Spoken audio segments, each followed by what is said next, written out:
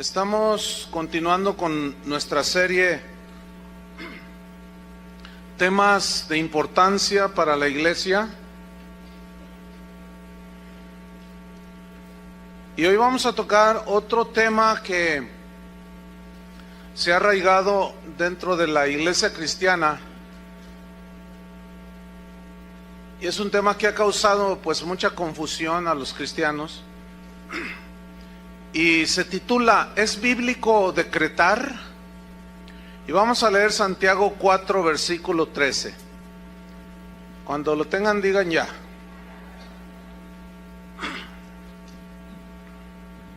Santiago 4:13. Dice así: vamos ahora los que decís, hoy y mañana iremos a tal ciudad y estaremos allá un año y traficaremos y ganaremos, cuando no sabéis lo que será mañana. Porque, ¿qué es vuestra vida? Ciertamente es neblina que se aparece por un poco de tiempo y luego se desvanece. En lugar de lo cual deberíais decir: si el Señor quiere, viviremos y haremos esto o aquello. Pero ahora os jactáis en vuestras soberbias. Toda jactancia semejante es mala. Y el que sabe hacer lo bueno y no lo hace, le es pecado. ¿Qué significa decretar? Según la Real Academia Española lo define de esta manera. Es el dicho de una persona, la declaración de una persona que tiene autoridad y que tiene facultades para resolver, para decidir lo que se debe de hacer. Por ejemplo, un juez. Un juez, en base a las evidencias que tiene, él hace una orden, un decreto, y dice: esta persona debe estar 15 años en la cárcel. El juez tiene la autoridad para dar esa orden. Eso es decretar. Se habla también de un decreto de un presidente.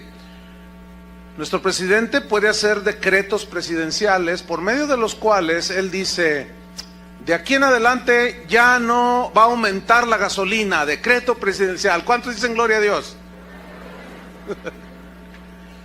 Pero también por un decreto presidencial, o sea, algo que él decide hacer porque tiene la autoridad, tiene la facultad para resolver situaciones y para decidir lo que se debe de hacer. También puede expropiar un predio, etcétera, etcétera, etcétera, por decreto presidencial. Ahora bien, ¿cuántos de ustedes han escuchado algo así como esto? Yo decreto que hoy todo me saldrá bien. Decreto que todo lo que haga prosperará. Decreto bendición de todo tipo sobre mi familia. Decreto bendición sobre mi hogar, sobre mi negocio. Y decreto que Satanás no me tentará. Declaro y decreto que ninguna enfermedad tocará mi vida ni la de mi familia. En el nombre de Jesús, amén. ¿Han oído algo así alguna ocasión? Esta oración es supuestamente una oración cristiana. Ahora vamos a ver un decreto de un esotérico que me encontré allí en internet. Oigamos su decreto de él. Este decreto que voy a leer, o esta declaración de decreto, fue dada el 16 de noviembre del 2007, es decir, poco más de 3 años. Y dice el decreto así: decreto que no haya miseria en el mundo. ¿Ya se fue la miseria? Bueno. Decreto que el hambre desaparezca. ¿Ya se fue el hambre en el mundo? Decreto que los mares no se contaminen. Había de ver a Chapal aquí.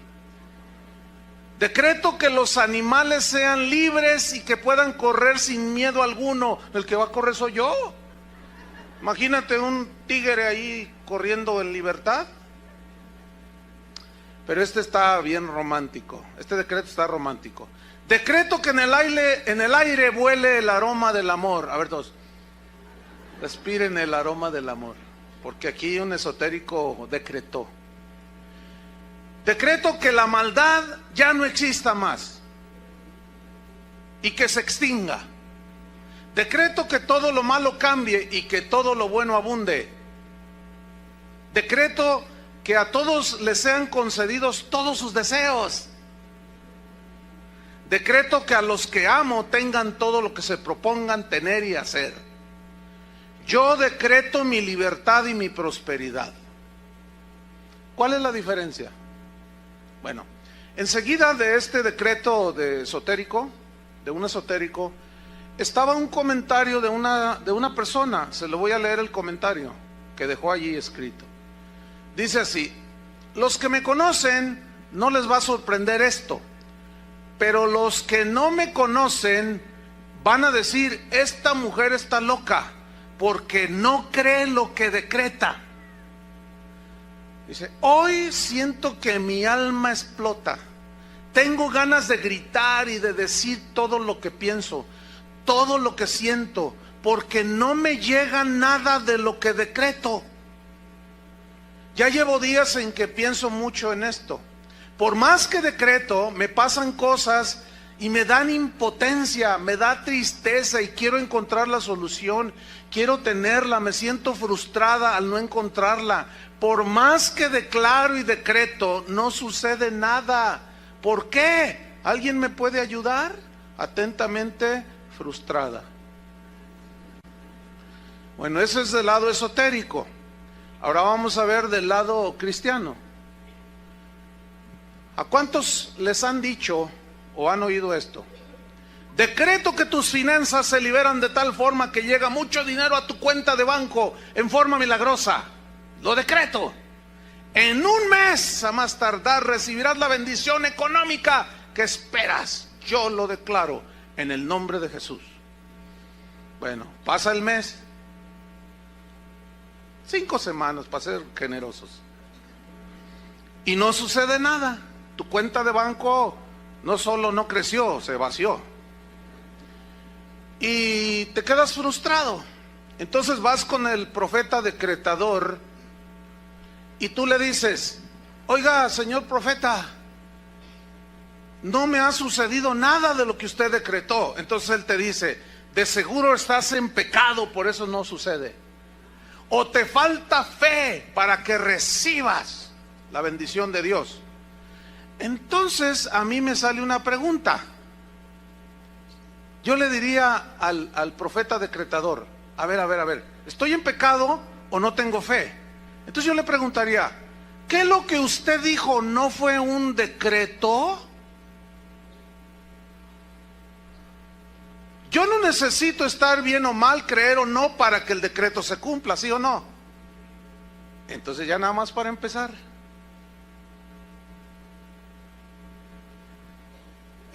Bueno, contesta el profeta decretador, ¿verdad? A ver, contésteme, señor profeta. Bueno, te reprendo, Satanás, por cuestionarme. Bueno, entonces esto ya no es ni decreto tampoco, porque no se cumplió. Y un decreto se debe cumplir, ¿sí o no? Según la definición. Entonces, si no es un decreto, entonces no es ni más ni menos que un conjuro chamánico. ¿Qué es un conjuro? La Real Academia Española define conjuro como una fórmula mágica que se dice, como una expresión que se recita o algo que se escribe con el fin de conseguir algo que se desea. Es una declaración mágica para que algo suceda. O sea, yo decreto, yo hago, yo digo, con la esperanza de que suceda. Pero resulta que entonces ya no es un decreto, porque el decreto se cumple. El único que puede decretar en ese sentido de una manera soberana es Dios. ¿Por qué? Porque Él es el Rey de Reyes, Él es el soberano Señor del cielo y de la tierra. ¿Qué significa que Dios es soberano? Significa que nadie le dice a Él lo que haga, que Él no le pide consejo a nadie, que nadie le da instrucciones. Significa que Él tiene todo el poder y la autoridad para hacer como bien le plazca. Eso significa que Dios es soberano. Deuteronomio 26, versículo 16. Deuteronomio 26, 16. Dice así: Jehová tu Dios te manda hoy. ¿Quién es el que manda, hermanos? Dios. Hasta donde yo sepa, no han cambiado los planes de Dios. Él sigue gobernando a la iglesia, Él sigue siendo cabeza de la iglesia. Y en la cabeza está el cerebro, que es el que ordena, ¿cierto? Entonces, queda claro, no hay ningún problema, ¿verdad? ¿Quién es el que manda? Dios, ok. Jehová tu Dios te manda hoy que cumplas estos estatutos y decretos. ¿Quién es el que va a decretar cómo se hagan las cosas? Cómo se digan las cosas, cómo creas las cosas, cómo se deben de hacer las cosas. ¿Quién es el que decreta? Dios. Cuida pues de ponerlos por obra con todo tu corazón y con toda tu alma. Has declarado solemnemente hoy que Jehová es tu Dios. El problema con el decreto y la declaración es que son diferentes. Una declaración es algo que ya, por ejemplo, yo digo, yo declaro que el Señor está aquí. Eso no es un conjuro, sino es una aseguración, porque el Señor está aquí, porque Él prometió estar con nosotros todos los días hasta el fin del mundo. Entonces, yo declaro y proclamo que el Señor está con nosotros. Esa es una verdad. No estoy diciendo decreto que Él está aquí. No, ¿cómo que decreto? Suena hasta raro, ¿no?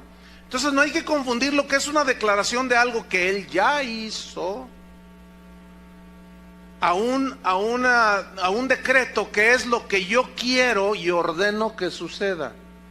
Entonces estamos viendo que Dios es el que decreta, pero luego dice en el 17: y tú has declarado solemnemente hoy que Jehová es tu Dios, y que andarás en sus caminos, y guardarás sus estatutos, sus mandamientos y sus decretos, y que escucharás su voz. Entonces, según esta definición de decretar, según la Real Academia Española, que es la autoridad y facultad que tiene una persona para resolver asuntos, para decidir lo que se debe y no se debe hacer, en base a esa definición, a mí me surgen dos preguntas. Número uno: ¿será bíblico que los cristianos decreten y digan lo que debe suceder?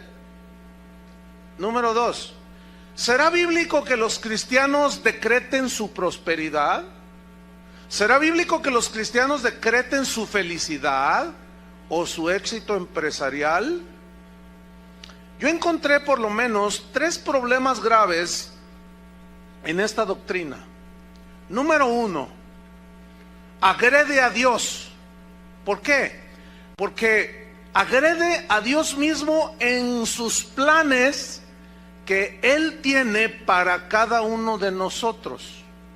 Por ejemplo, cuando yo me convertí, Él tenía una voluntad específica para mí, como lo tiene para ti.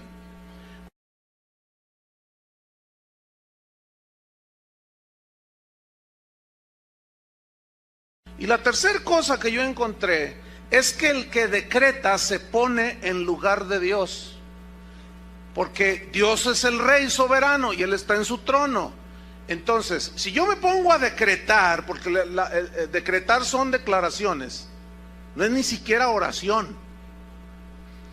El que decreta entonces se pone en el lugar de Dios y le dice: Señor, hazte para allá, porque tú me diste autoridad a mí, ¿no? Y yo estoy aquí, entonces tú me delegaste esta autoridad y pues yo la voy a usar. Entonces yo voy a bendecir a todo mundo, yo le voy a decretar a todo mundo. ¿Cuántos tienen negocios? Y levantan la mano. ¿Cuántos tienen negocios? A ver. Entonces ya levantan las manos. Entonces, yo decreto que tu negocio en un año, 5 sucursales. Yo decreto que tu negocio va, y yo decreto, espérame. ¿Cómo sabes si en lugar de 5 van a ser 20 sucursales? Y yo ya le bajé a la bendición. No podemos ponernos en el lugar de Dios. El único que tiene autoridad para decretar, para resolver de maneras diversas y para decidir lo que pasará en nuestras vidas es Dios. Ningún hijo de Dios debe ponerse en la silla del trono de Dios para decretar y decidir cómo deben de hacerse o no deben de hacerse las cosas. El argumento que usan los que practican esta doctrina está en Apocalipsis 1, 5 y 6. Abra su Biblia. Ellos dicen, decretamos porque el Señor nos hizo reyes y sacerdotes, dicen. Entonces ellos utilizan esta lógica. Dicen, ¿qué hace un rey? Pues reina, ¿no? Entonces nosotros, Él nos hizo reyes para que reináramos. ¿Y qué hace un rey? Un rey emite, ¿qué? Decretos. Pero esa lógica no tiene sustento en la Biblia. Vamos a escudriñar aquí. Apocalipsis 1:5, ¿ya lo tiene? Dice así: y de Jesucristo el testigo fiel, el primogénito de los muertos y el soberano de los reyes de la tierra, al que nos amó y nos lavó de nuestros pecados con su sangre. Versículo 6. Y nos hizo reyes y sacerdotes para Dios su Padre. A Él sea la gloria e imperio por los siglos de los siglos. Amén. Ok. Estas personas interpretan estos versículos así. Esto es tomado de una predicación de uno de los que decretan de esta manera, y él está enseñando a un público amplio y dice: la autoridad de rey que tenemos es un derecho delegado por Cristo a sus hijos, y esta autoridad es para ejercer dominio y señorío. Dios le ha dado a cada creyente el derecho de ejercer poder y autoridad en su nombre. Poder es la habilidad divina para obrar cualquier cosa. Pongan mucha atención a lo que dice, ¿eh? Él te ha dado autoridad y poder para ordenarle a las circunstancias, a los problemas que se dobleguen. Tú tienes la autoridad para decretar y ordenarle a los problemas que se solucionen. Lo único que debes hacer es decretarlo en el nombre de Jesús. Simplemente tú le dices en el nombre de Jesús a las cosas y tú lo decretas, y estás usando el poder que Dios te dio y lo liberas a través de tu boca. Tu boca Dios te la dio para decretar, para atar y desatar. Esa situación temporal, tú, como decían, tú le vas a decir: esta situación temporal por la que estás pasando, como que él está poniéndoles un ejemplo, va a pasar tan pronto como tú le ordenes que se vaya, y que ordenes a los cielos y le des órdenes a la tierra en el nombre de Jesús. Entonces el mundo de las tinieblas tiene que oírte y tiene que obedecerte a ti, porque eres hijo del Dios Todopoderoso y tú eres intocable. Wow. Esto está diciendo que tú eres Dios. Qué triste que esto no lo sabía San Pablo. Qué triste, ¿no? Que estaba allí todo aguijoneado por un mensajero de Satanás y pues no conocía eso. La mayoría, bueno, la pregunta aquí es: Apocalipsis 1, 5 y 6. ¿Eso es realmente lo que dice? ¿Lo que significa nos hizo reyes y sacerdotes? Porque de ahí se toman ellos. Escúcheme bien, la mayoría de las mejores traducciones de la Biblia traducen estos versículos. Es muy interesante que lo traducen semejante del griego. Si nos vamos al griego, sale sin duda el verdadero sentido de la frase nos hizo reyes y sacerdotes para Dios su Padre. Y se lee de esta manera en el griego y en algunas versiones ya traducidas contemporáneas. Se lee así: Jesucristo, que nos amó y nos lavó de nuestros pecados con su sangre, escuche, ha hecho de nosotros un reino para Él. ¡Qué diferente! Y fíjese qué sentido recobra. Nos hizo para Él un reino. Hizo de nosotros un reino para Él. ¿En dónde está el reino de Dios? Según la Biblia, en el corazón. ¿Qué significa que el reino de Dios esté en el corazón de la persona? Que sus decretos, sus mandamientos, su palabra mora en nuestros corazones, ¿cierto? Y donde hay un reino, hay un rey. No puede haber dos reyes. Y Cristo, el rey de los verdaderos cristianos, es el que reina en ese reino que somos tú y yo. ¿Me expliqué? Entonces mira cómo recobra sentido. El que nos lavó de nuestros pecados con sus sangres ha hecho de nosotros un reino para Él. Él necesitaba que morar en nosotros para poder gobernarnos. ¿Entienden? Ha hecho para Él de nosotros un reino y nos hizo sacerdotes también para que sirvamos a Dios su Padre. A Él sea el poder y la gloria por siempre, así sea. Ok. Cristo gobierna, tiene su reino implantado en sus hijos, ¿sí o no? Porque un reino, pues es donde Él gobierna, es el área donde Él gobierna. Ok.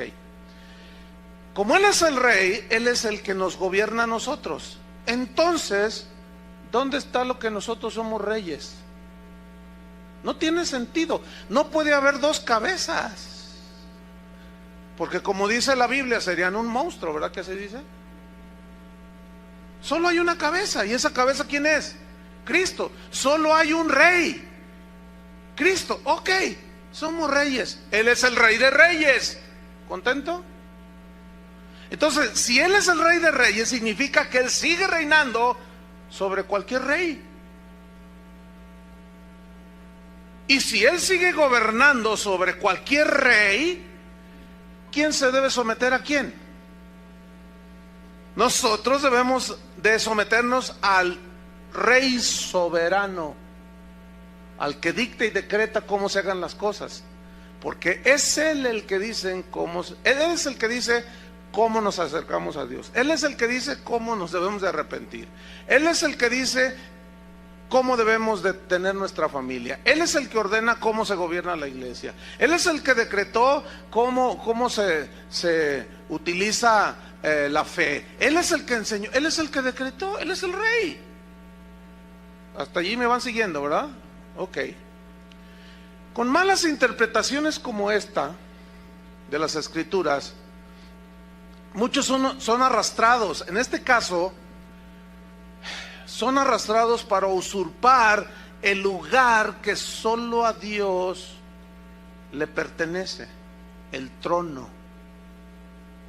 Hay una historia que sucedió allá en las Europas de la Edad Media, por allá, un rey, allí en uno de esos países, que tenía un hijo, y todos los reyes acostumbraban a que a sus hijos les ponían los mejores maestros, el mejor matemático, el mejor literario, el mejor geógrafo, todo lo mejor, los mejores maestros. Y había unos que sabían mucho y eran los tutores de los hijos de los reyes, y los educaban ellos en todos los conocimientos. Entonces se cuenta que había un rey que tenía un hijo, un príncipe, Entonces un día llegó el maestro, el tutor, para tener sus correspondientes clases, y encontró al hijo del rey brincando en la mesa de estudio, y brincaba y aventaba las cosas y las pateaba. Entonces aquel anciano sabio se le acercó y le dice: príncipe, debería de comportarse como corresponde al hijo de un rey. Y aquel príncipe, futuro rey, le dijo: a mí nadie me dice lo que tengo yo que hacer. Yo me comporto como me da mi gana. ¿No sabe quién soy? Soy el hijo del rey. Y aquel hombre sabio le contestó: precisamente porque eres el hijo del rey, no te puedes comportar como te da tu gana, sino como te debes comportar. Y cayó al mozalbete príncipe. Y nosotros decimos: somos hijos del rey. ¿Cuántos saben que somos hijos del rey? ¿No sabe quién soy? A mí nadie me va a decir, ni el rey te va a decir. A mí nadie me va a decir cómo yo haga las cosas. Yo aquí mando. A ver, espérame. Reyesillo de Tepito. O de Santa Tere, pues. Más cerquita. Cálmate, reyesito. Ok, el padre de aquel príncipe murió. Y el muchacho, en su momento, llegó a ser rey. En el caso nuestro, nuestro rey, porque somos hijos de un rey, nuestro rey nunca muere. Por lo tanto, jamás de los jamases vamos a ocupar su lugar. ¿Contentos o no de ser hijos de un rey? Pero ya entendiste que nunca llegarás a ser rey.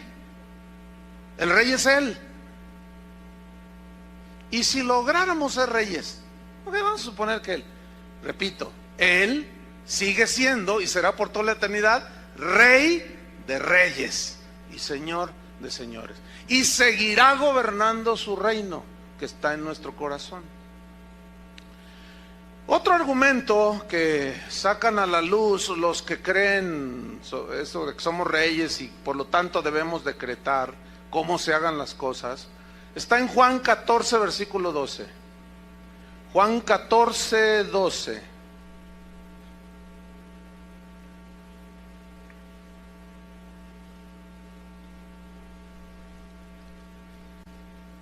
Algunos se confunden un poco y dicen: pastor, entonces ¿cómo entender los pasajes cuando dice en Marcos: vayan y prediquen el evangelio, en mi nombre echarán fuera demonios, en mi nombre los enfermos sanarán, en mi nombre esto, en mi nombre esto? Bueno, esa autoridad sí se nos dejó.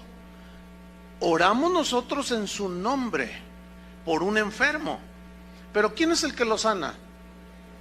Dios. Ahora, ¿cuántos saben que no todos los enfermos se sanan cuando oran por ellos?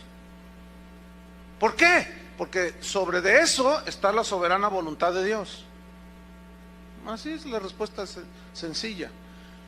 Juan 14, 12. ¿Ya lo tiene?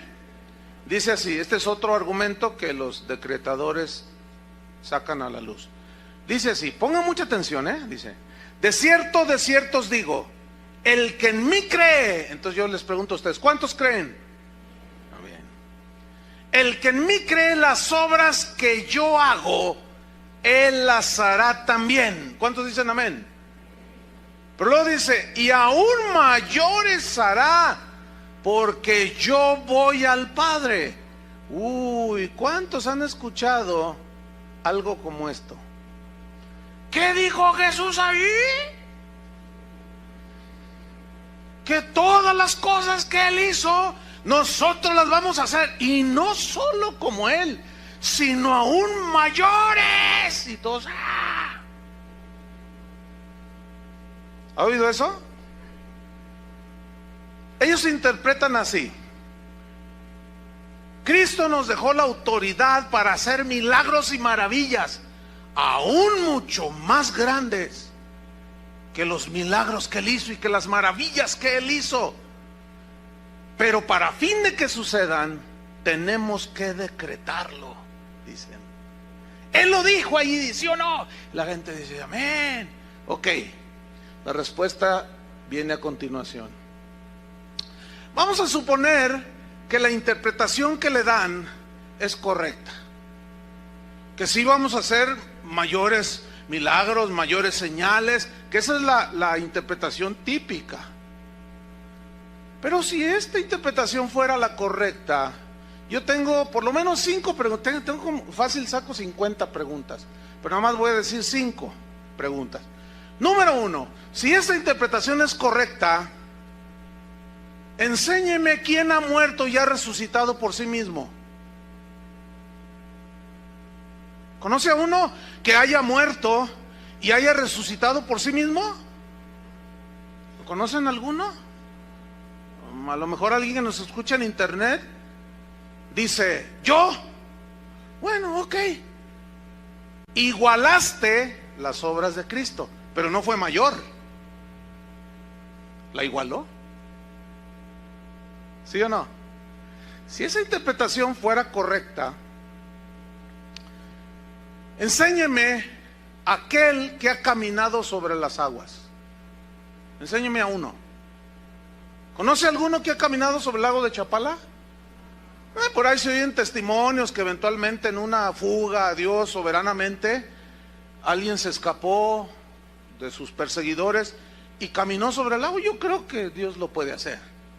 Ok, pero ¿dónde está? Ok, aquí está. Ah, bueno, ¿caminaste? Sí, atravesé el río Usumacinta ya por el sureste de México. Ah, qué bueno. Pero eso no es mayor a lo que hizo Jesús. Estamos hablando de que Él dijo, las harán mayores, ¿no? Eso no es mayor, caminó. Otro puede decir, no, yo conozco a un apóstol que caminó sobre las aguas. Y no solo caminó, sino también se elevó como Jesús, se llama Chris Angel.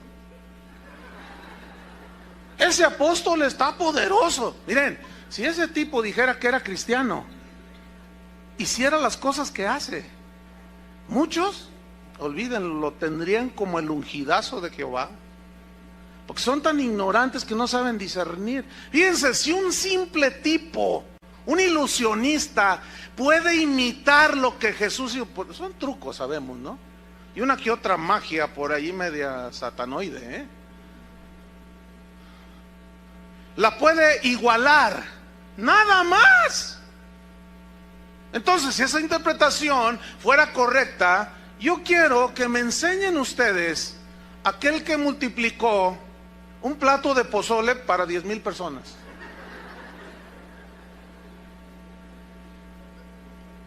Que hayan ido, no sé, a lo mejor había una campaña a las afueras de Guadalajara y había allí 2,000 personas y alguien de buena, pues no había vendimia, no había cosas que vendieran, los oxxos quedaban muy lejos. Entonces la gente tenía hambre y alguien dijo, pues yo traje mi plato de pozole, señor apóstol, tráemelo para acá. Entonces que lo haya levantado y denles a todos. ¿Quieren con cebollita? ¿Quieren con picante? ¿Cómo quieren? Aquí ahorita. Y que hayan sobrado 10 ollotas de pozole. A ver, enséñemelo. ¿Conoce a alguien así? A lo mejor anda uno por ahí. Ok, pero igualó, nada más. ¿Sí o no? Una quinta pregunta. Enséñeme al apóstol que haya pasado una pared con la puerta cerrada, como lo hizo Cristo después de haber resucitado. Enséñenme a uno. ¿Hay alguno? ¿Conoce alguno? Métanse a internet y pregunten. Quizás por allí anda. Y si logran encontrarlo, no es más de lo que Jesús hizo. Pregunta, entonces ¿a qué se refirió Cristo? Cuando dijo, mayores cosas harán, es obvio que a milagros y señales y maravillas no se refirió. Porque si no, entonces ¿dónde están? Todos esos que predican de que nosotros haremos mayores cosas que Cristo, ellos no hacen, ni siquiera lo igualan. No pueden ni creer para que se les multiplique el pan en su casa y van al monte de Piedad a empeñar el reloj en el nombre de Jesús. O sea, no solo ni las igualamos siquiera, mucho menos las hacemos mayores. Entonces, ¿a qué se refiere Jesús? ¿Qué quiso decir aquí? La clave está en el pasaje, la clave está en la frase, porque yo voy al Padre.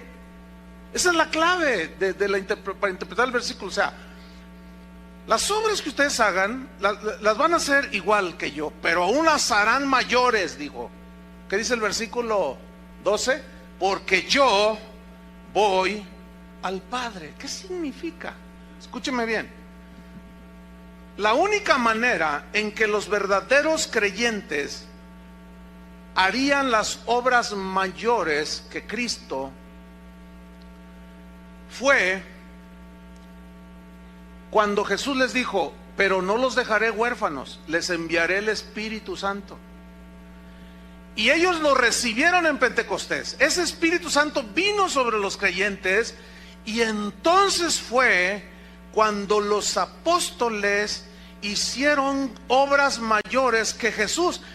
Pero no está hablando de milagros, porque no hay un milagro registrado en la Biblia que sea mayor que los que hizo Jesús. Entonces, ¿a qué se refiere? ¿Sabe a qué se refiere, hermano?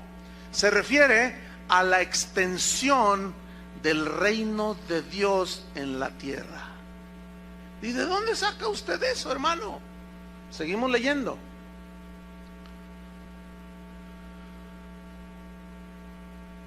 El versículo 13. Quiero que note usted cómo está ligado hacer obras mayores a la oración. ¿Lo alcanza a ver? Versículo 13. Está ligado a la oración. Y si todo lo que pidierais al Padre en mi nombre, lo haré para que el Padre sea glorificado en el Hijo. Si algo pidierais en mi nombre, yo lo haré. Y si me amáis, guardad mis mandamientos. Número 1. ¿Cuál fue su mandamiento cuando Él se despidió de ellos? Id y predicad el Evangelio. O sea, extiendan el Evangelio. En mi nombre echarán fuera demonios. En mi nombre orarán por los enfermos, sanarán. En mi nombre harán estas cosas. Pero ya establecimos y vimos que no se refería a lo milagroso, sino a la extensión del reino. ¿Por qué? ¿Saben por qué, hermanos? ¿Sabían ustedes que Jesús no viajó más allá de 300 kilómetros a la redonda? Él nunca salió de la región de Judea. Nunca salió. Sus 33 años que Él vivió, ahí los vivió. 300 kilómetros a la redonda, nunca salió. Jerusalén no llegaba ni a 60,000 la población de ese tiempo. Entonces, ¿qué sucede cuando viene el Espíritu Santo que les prometió? Ellos fueron por todos lados. ¿A dónde? Alrededor del mundo, ¿cierto? Cumpliendo el mandato de Jesús. Vayan y prediquen. Ok. ¿Sabe que el apóstol Pablo viajó, hizo 3 viajes misioneros y superó a Jesús el número de gente a la que le predicó? Superó a Jesús con mucho los países y las naciones que Él tocó con sus pies y predicó. A eso se refería. Pedro mismo, cuando recibieron el Espíritu Santo, predicó, y en un solo sermón, ¿cuántos se convirtieron? 3,000. Estableció el reino de Dios en 3,000 nuevos creyentes. ¿Sí o no? A Jesús nunca se le convirtieron 3,000 en un mensaje. Al contrario, al final de su vida se quedó con 11. ¿Sí o no? A eso se refería. Te voy a decir algo, hermano. En los años 90, yo hice un viaje. En esos años yo viajé muchísimo por todo el mundo. Hice un viaje en una ocasión, en los años 90, al Sudamérica. En un mes, hermano, yo le prediqué a más de 1 millón de personas. En un mes. Eran estadios de 70,000, 80,000 personas, 50,000. Hubo explanadas que la gente ni supo cuánta gente iba. El sistema de audio que usaban, como esas bocinas que están ahí arriba, equivalían por lado, llenaban hasta arriba todo lo que es esta plataforma, por lado.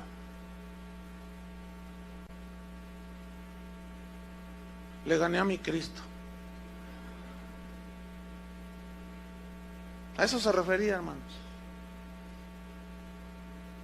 ¿Saben que este mensaje sale a todo el mundo en tiempo real? En este preciso momento del registro que tenemos, hay, no sé ahorita cuántos países serán, que nos escuchan ya continuamente, pero 150 países, más de 5,000 ciudades principales de esos países. En este momento están escuchando esto. ¿Sabe a cuántos miles de personas equivale eso? Imagínense nada más. Cuando yo termino de predicar, en una hora, la gente descarga hasta 8,000 veces, 8,000 descargas en una hora este mensaje, en una hora. Yo me asusto. Cristo nunca tuvo un auditorio así. No sé si me estoy explicando. O sea, lo que estoy diciendo obviamente está lejos de jactancia y esas cosas, ¿no? Usted entiende. Pero ya ve que hay gente que saca del contexto los audios y luego te hacen que hagan lo que quieran.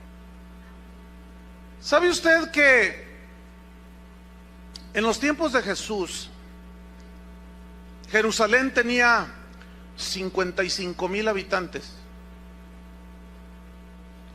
Y la fiesta más concurrida era la fiesta de la Pascua, que venían de África, venían de Asia, gente que se desplazaba, inundaban las calles de Jerusalén, y como son estrechas, pues aquello era un hervidero de gente.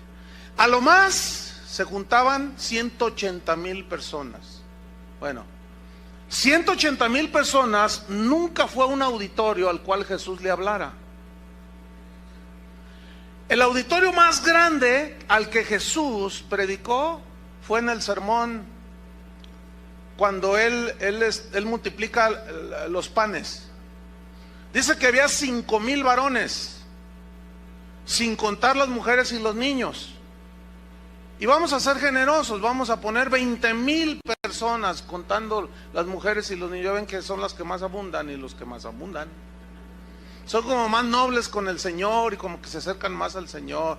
Y los varones hasta se duermen cuando van a la iglesia.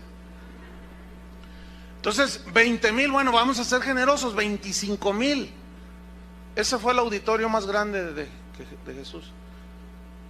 Mire, yo no tengo el cálculo, pero ¿se puede imaginar cuánta gente me está escuchando ahorita? No sé. Dice Héctor Ursúa que el contador parece reguilete,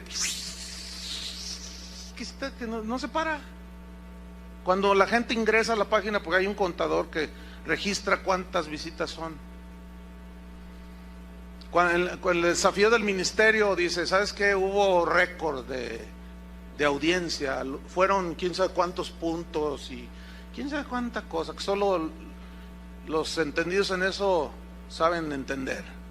Pero a eso se refirió Jesús, hermanos, no a hacer milagros más grandes que los de él, porque ¿dónde están? ¿Dónde están? Entonces es obvio que no se refería a eso, sino a la extensión del reino.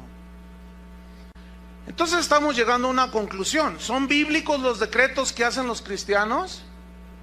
A mí me interesa No que funcione, sino qué dice la Biblia. ¿Sí o no? Entonces, cuando yo voy a la Biblia, porque esto es para los que creen en la Biblia, no todos los que se dicen cristianos creen en la Biblia, ¿eh?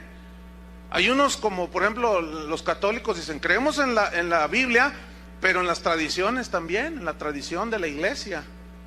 Otros dicen, bueno, creo en la Biblia, pero en la revelación de mi apóstol. Creo en la Biblia, pero en las revelaciones proféticas que me da Pancho Pantera, el profeta Pancho Pantera. No.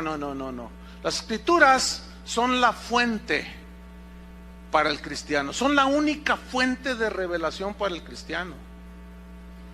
Entonces las escrituras son las que nos van a decir a nosotros qué creer y qué no creer, no lo que se me antoja a mí, porque son los decretos de Dios. Pablo decía, deben de acostumbrarse a no pensar más allá de lo que está escrito, les dijo a los corintios. Entonces a mí me interesa qué dice la Biblia. Ahora, ¿cómo enseñó Jesús a orar? Porque él enseñó a sus discípulos. Vamos a Mateo, vamos rápido. Mateo capítulo 6, versículo 6. Aquí está el sermón del monte, curiosamente, que empieza desde el capítulo 5 hasta el 7. Y está enseñando a una multitud que estaba allí en el monte, a las faldas del monte. Y él se sentó y comenzó a enseñar a sus discípulos. Y aquí en Mateo 6, versículo 6, él está enseñando sobre la oración. Pregunta, ¿por qué no les enseñó sobre decretar? ¿Ah? ¿Por qué él no les iba a enseñar algo que le compete a él solamente? Así de fácil. Mateo 6:6. ¿Listos? Dice así, él está enseñando. Mas tú cuando decretes, ¿así dice? No, porque ni siquiera el decretar es oración. El decretar es una afirmación. ¿Sí o no?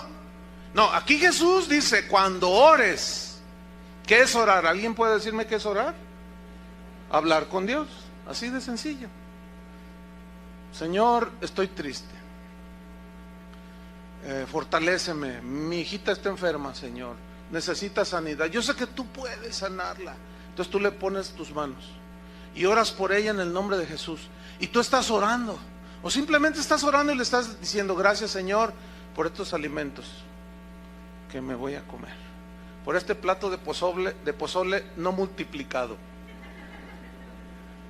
Mas tú cuando ores, dice, entra en tu aposento, pongan mucha atención, y cerrada la puerta, ora a tu Padre que está en secreto. Y tu Padre que ve en lo secreto te recompensará en público. Y orando, no uséis vanas repeticiones, como los gentiles. ¿Quiénes son los gentiles? La palabra gentil significa pagano. Fíjese, también los paganos oran. Dice, pero tú no seas como los paganos que usan vanas repeticiones, que piensan que por su palabrería serán oídos. Ellos piensan. Dice, no os hagáis pues semejantes a ellos. No sean como los paganos que hablan y hablan y hablan. No, ustedes no van a ser así. Porque vuestro Padre sabe de qué cosas tenéis necesidad antes que vosotros se las pidáis. Y una señora así, de esas que son humildes, sencillas, pero de buen corazón, preguntó, oh, pastor, ¿y qué caso tiene si él ya sabe mis necesidades? ¿Para qué quiere que se las pida? Pues para que tengas comunión con él. ¿O a ti te molesta que tu hijo te pida? Pues no. Imagínate que tu hijo te dice, mamá, ¿me puedes dar de comer? Tengo hambre. ¿Me das de comer? Dame, ándale de comer.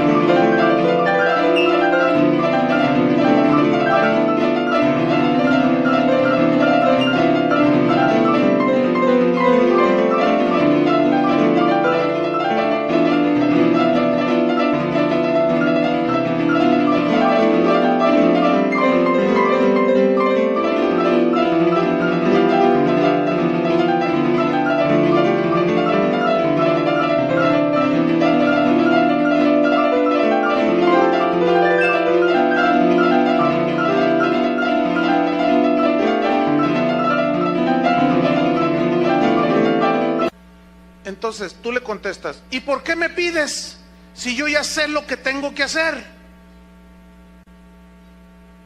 ¿Pero te molesta que tu hijo te pida de comer? Pues tampoco a Dios le... Y tú ya sabes que tienes que darle de comer. Pues tampoco a Dios le desagrada.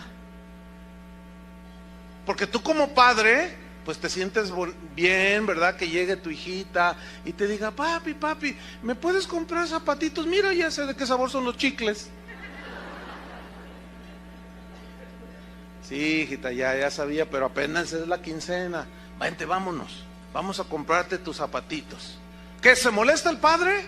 No, tampoco Dios se molesta. Pero aquí el punto es, no uséis, ¿qué? Vanas repeticiones. Esa frase en el griego, batalogeo, significa, escuchen bien, repetir algo ociosamente. ¿Qué es ociosamente? Sí, sin ton ni son, que ni sabes lo que dices. Significa parlotear sin medida, o sea, dice el diccionario, es decir, proferir frases carentes de significado espiritual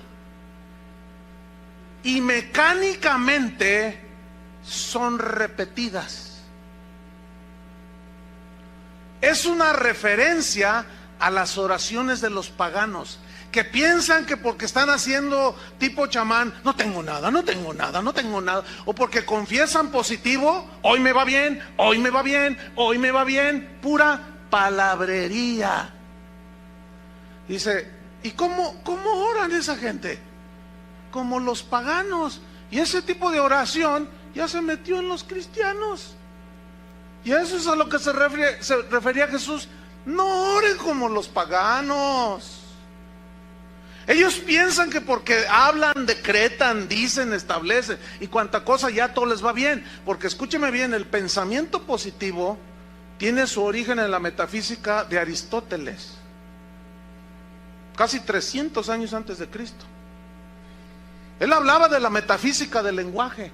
Filósofos 300 años antes de Cristo decían, habla positivo para que tus circunstancias cambien alrededor. Y eso es exactamente lo que usted se encuentra en internet por todos lados. Pura filosofía aristotélica. Pero esa filosofía ya se metió a la iglesia. El problema es que la maquillan con 2 versículos. Y ya dicen, es revelación cristiana. No, hombre, ¿qué va a ser revelación cristiana? Porque si yo decreto y ordeno que sucedan las cosas, entonces ¿para qué necesito a Dios? Él quiere que dependamos de Él.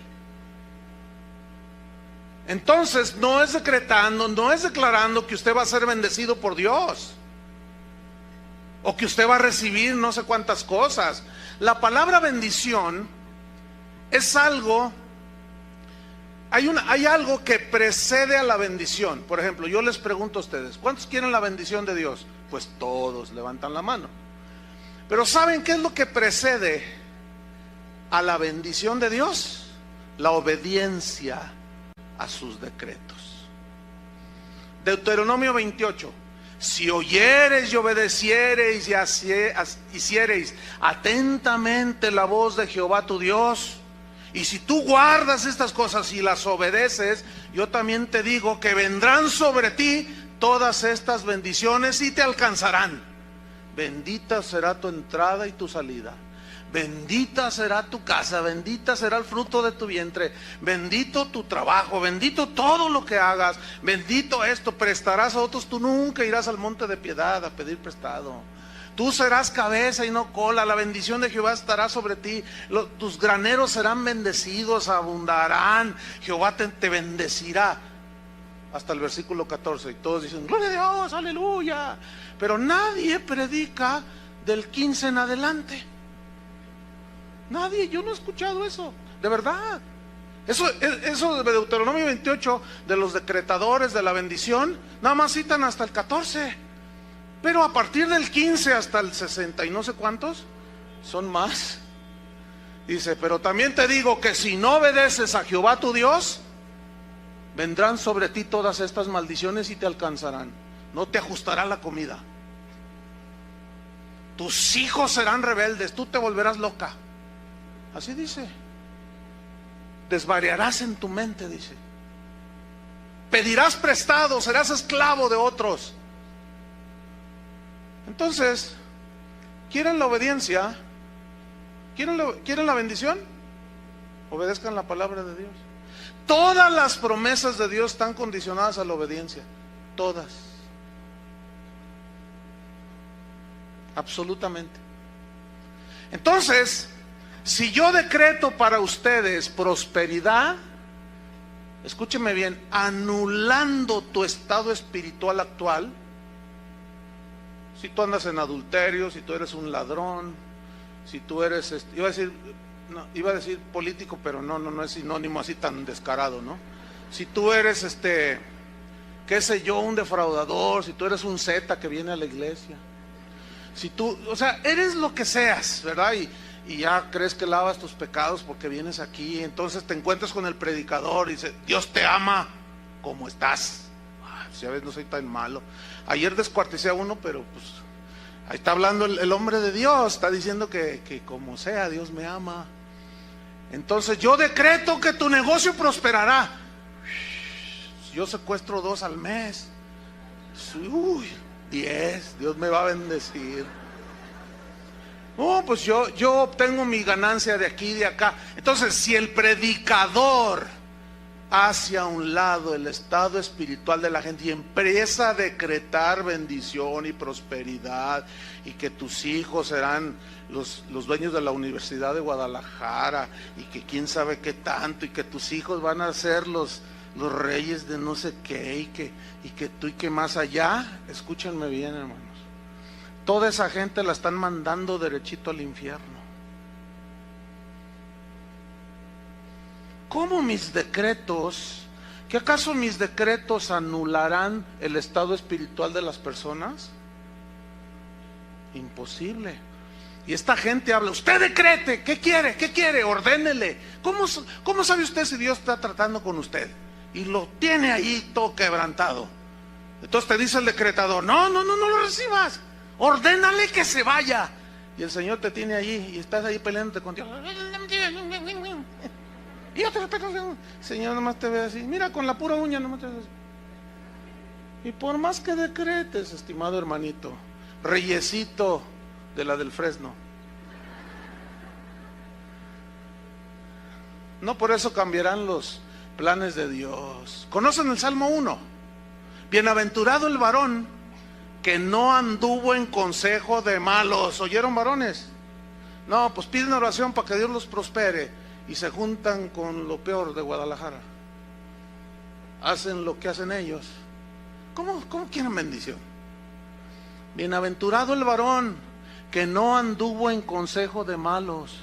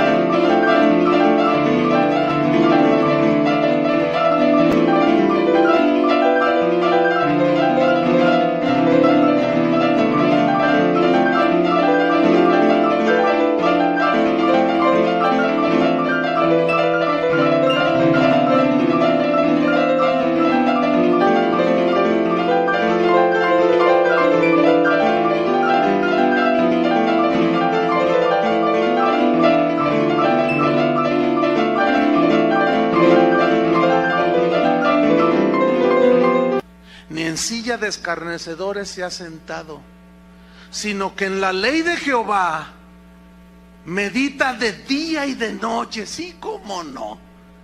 Meditan de día y de noche. Se la pasan viendo la televisión y así quieren la bendición. ¿Por qué tengo malos pensamientos, pastor? Libéreme. ¿De qué te libero? Es que tengo muchos pensamientos. Haga una oración de liberación. No, espérame. No. Lo que tienes que hacer es meditar en la palabra de Dios. Llena tu corazón, tu mente de los pensamientos de Dios y verás cómo se van los otros. Pero todo quieren mágico. ¿Entienden? Quieren decretar que es algo mágico. Quieren oraciones mágicas. No, hermanos. El hombre, pues, que camina, como dice el Salmo 1, será como un árbol plantado junto a corrientes de agua, que da, ¿qué? Fruto en su tiempo, y su hoja no cae, y todo lo que hace prosperará. Fíjense todo lo que dice antes de la prosperidad. No son los decretos, hermanos, no, es la obediencia. ¿Acuerdan de Abraham? ¿Han oído de Abraham, no? Dice, no lo busquen, en Hebreos 11:8 dice, por la fe Abraham, siendo llamado, obedeció, ahí está la clave, obedeció para salir al lugar que había de recibir como herencia. Muchos quieren la herencia y no obedecen, aunque decretes, mi estimado. Abraham, para fin de recibir la herencia, ¿qué es una herencia? Es riqueza, ¿no? ¿Alguno de ustedes ha recibido una herencia algún día? ¿Cuántos han recibido herencias? Algunos han recibido una herencia. Pues, ¿qué se siente? Bueno, a mí me dejó también algo mi papá, ¿verdad? Pero hay algunos que les dejan bastante, ¿no? Imagínate, ¿no? Pues esto te dejó tu papá, entonces tú ves ahí y dices, ay, pues gracias, papi, ¿verdad? Pues soy tu hijo, ¿verdad? Y quedaste bien bendecido materialmente. Una herencia, ok. Pero en el caso con Dios, sus promesas son nuestra herencia. Pero para fin de tener y que las promesas de Dios se cumplan en nosotros, ¿qué pide Dios? Obediencia, hermanos. Le dice a Abraham, salte de tu tierra y de tu parentela. ¿A dónde tú salte? ¿A dónde? Que te salgas. Dice que salió sin saber a dónde iba. Eso sí, es obediencia, hermanos. Yo me lo imagino así. Y Sara más asustada. Sara, vámonos, agarra tu maleta lo que puedas. Y ahí venía la señora. ¿Y a dónde vamos a ir? ¿Cuál autobús tomamos? Pues no, mira, todavía no se inventan, Sara. Pero vamos a caminar, vamos a ver. No, Dios no me dijo a dónde. Dice que salió sin saber a dónde iba. Y en ese obedecer a Dios, el Señor lo guió y lo guió. Fíjate qué tremendo. Hermanos, no es por decretos, ni por anhelos de nosotros, es por obediencia. Pero escúchenme bien, aún siendo obedientes, eso no significa que no va a haber pruebas en tu vida. Job era un hombre temeroso de Dios, justo, recto, íntegro, y Dios lo probó bien tremendo. ¿Qué me dice de Pablo? Pablo era un varón de Dios, temeroso de Dios, ¿sí o no? Irreprensible en los caminos del Señor, fiel a Dios hasta la muerte. Y lo persiguieron, una vez lo apedrearon, le dio un aguijón porque se querían enorgullecer, y el Señor le mandó un aguijón ahí para que tumbarlo y humillarlo, y que él no confiara en sí mismo, y lo postró allí en tierra, aún siendo un siervo obediente, hermano. Entonces estamos llegando a la conclusión de que ¿quién es el que gobierna? ¿Quién es el que establece cómo se hacen las cosas? ¿Quién es el que decreta qué decir, qué hacer y qué no hacer? Dios. Y de nosotros ha hecho un reino para Él, donde Él reina. Y yo debo dejar que Él reine. Y yo tengo que ser humilde ante el Rey de Reyes y Señor de Señores. Para irnos sobre el final, Santiago 4:13, que fueron nuestros textos iniciales. Santiago 4:13 al 17. Ahora, fíjese cómo cobran vida estos versículos, después de lo explicado. Sígame ahí en Santiago 4:13. Dice así: vamos ahora, como diciendo, ya cálmate, cálmense ya. ¿Qué se creen? Eso es lo que significa vamos ahora. Síganme.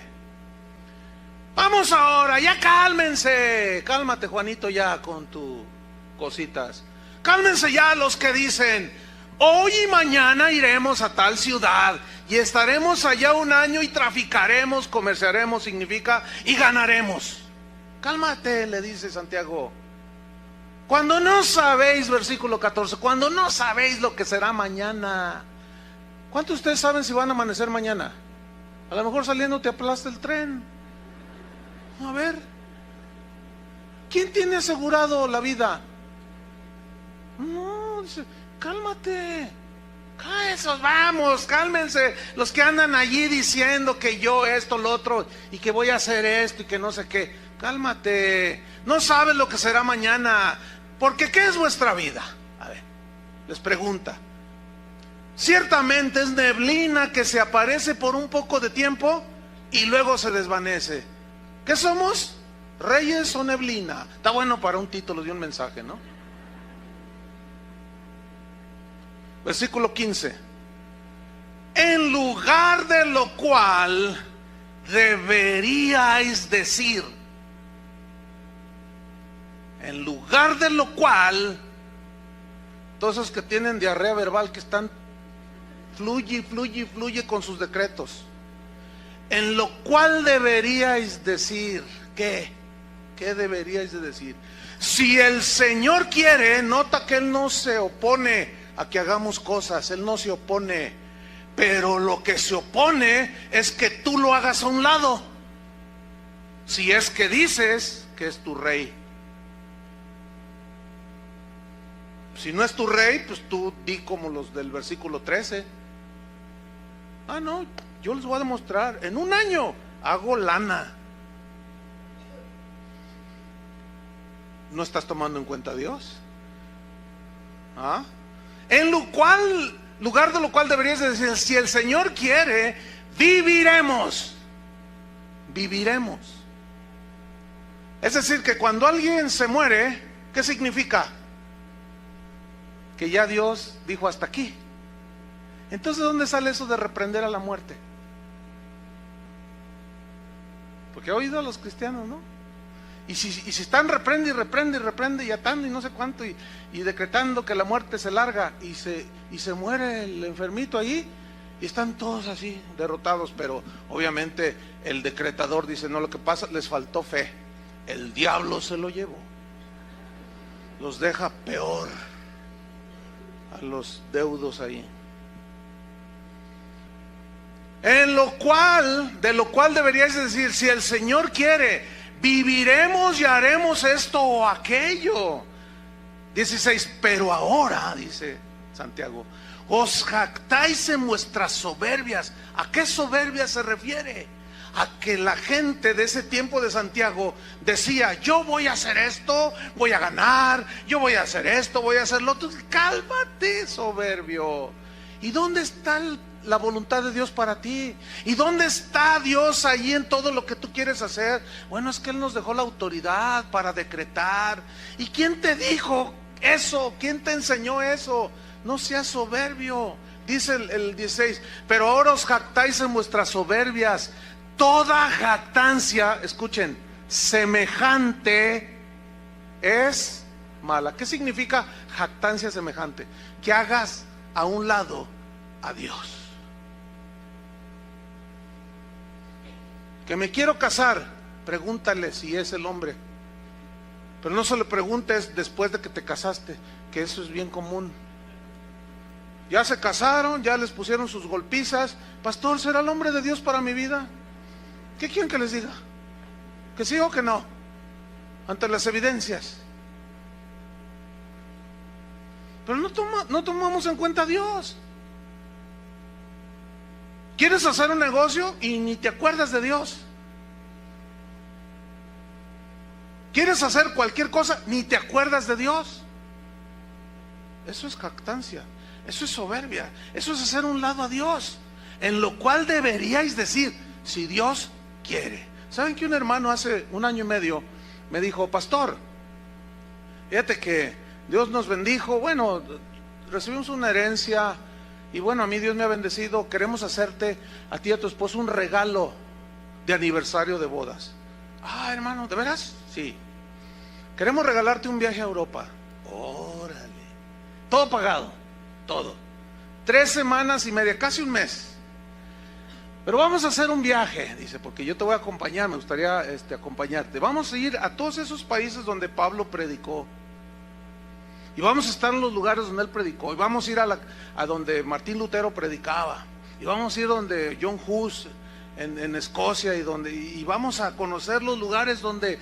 Ese era el tipo de viaje. Así, no, pues yo me emocioné. Entonces le dije, bueno, pues oremos y si Dios quiere, vamos. Entonces ya el itinerario y todo, me dice, mira, este es el primer viaje, aquí vamos a volar a España, si Dios quiere, allí vamos a estar 2 días, vamos a visitar ahí no sé qué, a Barcelona, donde desembarcó quién sabe quién, luego de allí, si Dios quiere, de ahí volamos a Alemania, y si Dios quiere, de ahí nos pasamos, pues Dios no quiso.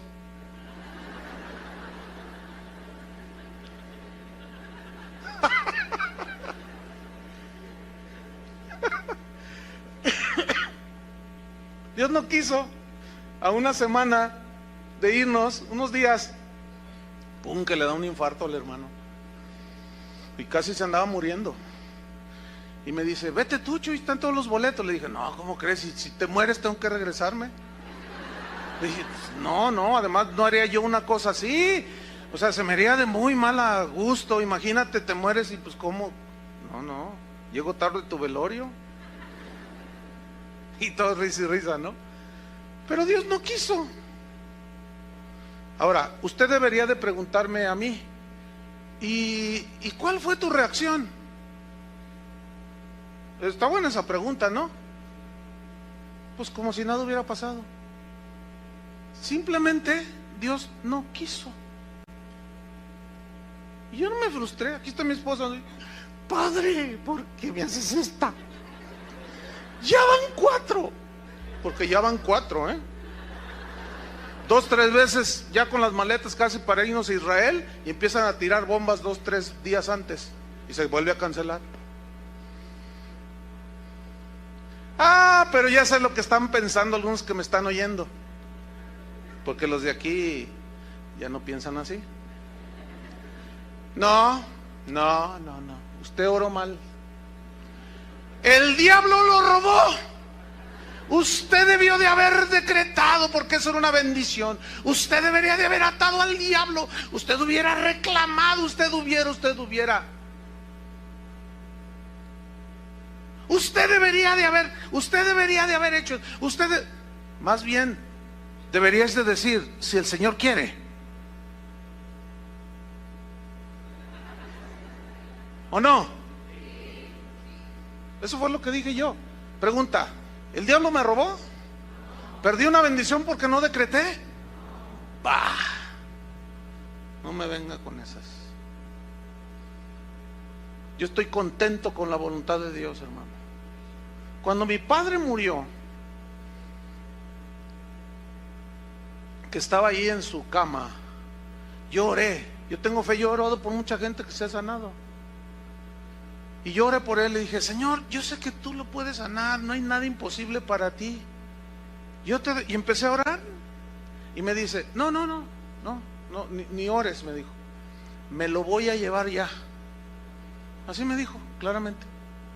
Ya es su tiempo para él. Ah, pues yo me levanté. Porque me dice el Señor, ve y habla con tu mamá, que por allí debe andar mi mamá.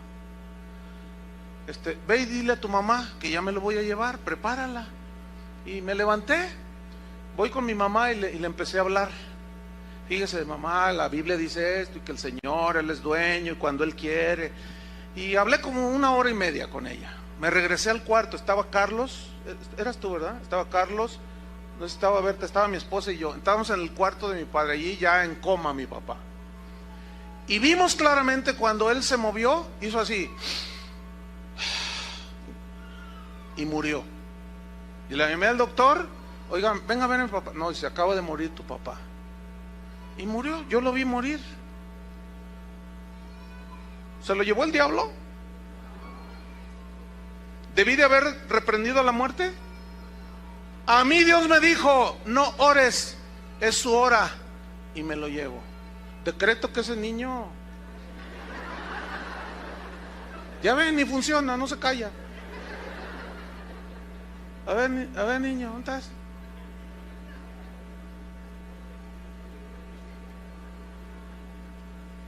Yo estoy contento con la voluntad de Dios, hermanos, porque nada sucede si Dios no lo permite.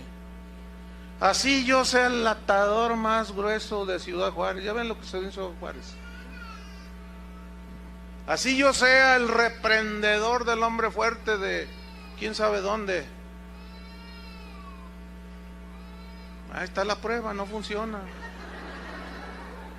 el decreto.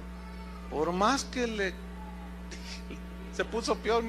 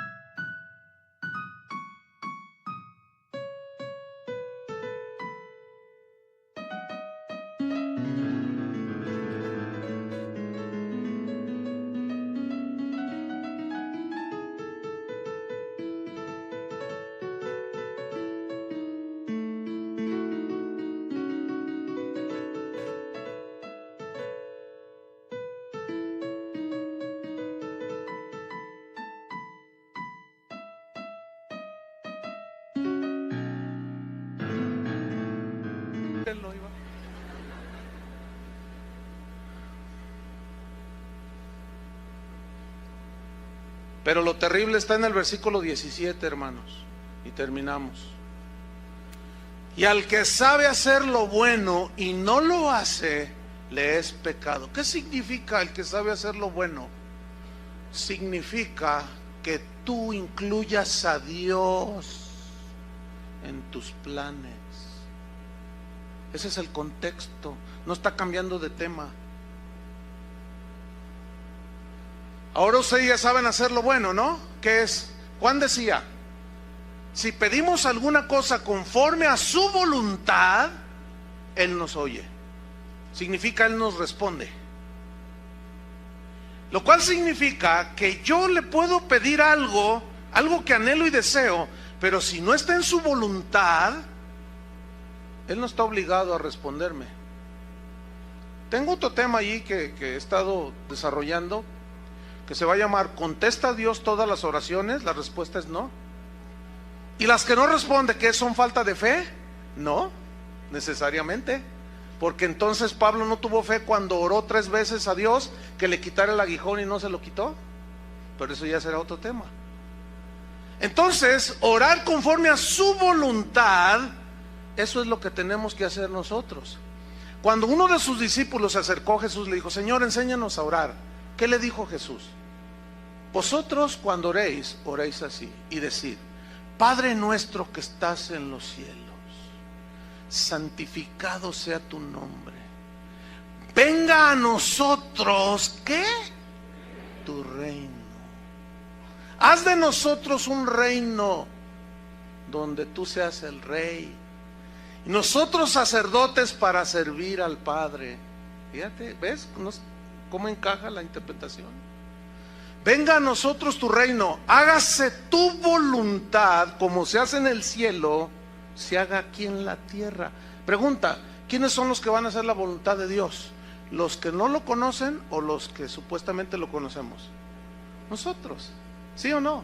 Nosotros somos los que vamos a hacer la voluntad de Dios, porque Él es el rey en nosotros, su reino está en nosotros. Entonces tú y yo somos los que vamos a hacer la voluntad de Él, no nuestra propia voluntad. Pero luego viene algo que no les gusta a los de la prosperidad. Danos hoy 2 millones de pesos en nuestra cuenta. ¿Así dice? Danos hoy nuestro pan de cada día, o sea, cada día horas, esperando tu provisión de Dios. ¿Ha oído los predicadores esos que dicen, no te conformes con ese carrillo, no te conformes con esa casilla, allá en Santa Cecilia. No te conformes con esa ropilla que traes. Los hijos de Dios visten con las mejores marcas. Los hijos de Dios traen los mejores carros. Los hijos de Dios tienen las mejores casas. Cálmate, Nerón. ¿Dónde dice eso?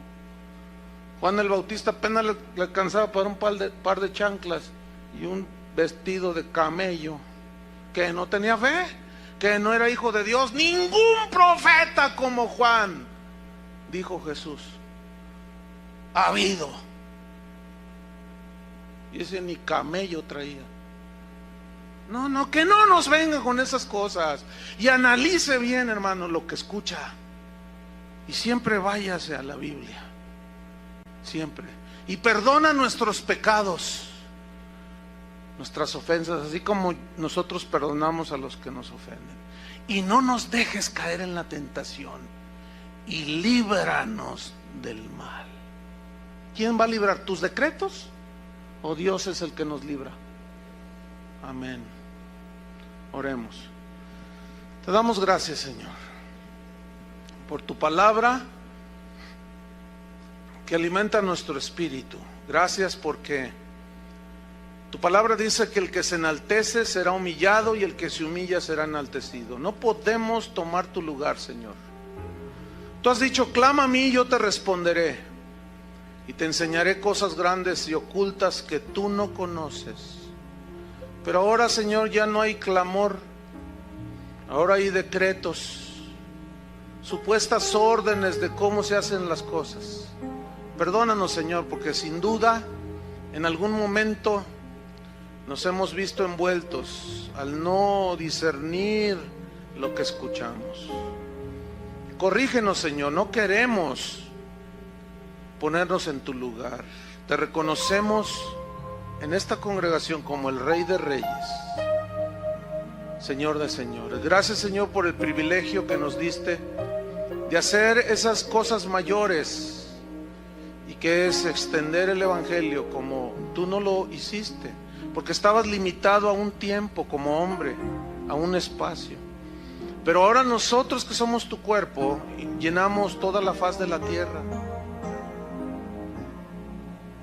Gracias, Señor, porque tú nos corriges. Cuando oremos, Señor, no levantemos nuestra cerviz orgullosa, sintiéndonos dignos y merecedores de las cosas, sino con humildad diciendo, Padre nuestro, tú estás en el cielo, tú eres altísimo. Nosotros somos terrenales, mortales, somos neblina, somos como flores del campo, que hoy son, mañana ya no son. Líbranos, Señor, de sentirnos reyes, señores del universo, porque tú eres el que nos proteges, el que nos guardas. Tú mandas alrededor de nosotros a tus ángeles que nos guarden. Tu Espíritu Santo nos guía a toda la verdad. Tu palabra es una lumbrera a nuestro camino. Límpianos, Señor, con tu sangre preciosa de todo pecado, error, falta, ofensa que te hayamos hecho al ponernos en tu lugar, Señor. En el nombre de Jesús te lo pedimos, Señor. Amén. Que Dios los bendiga a todos.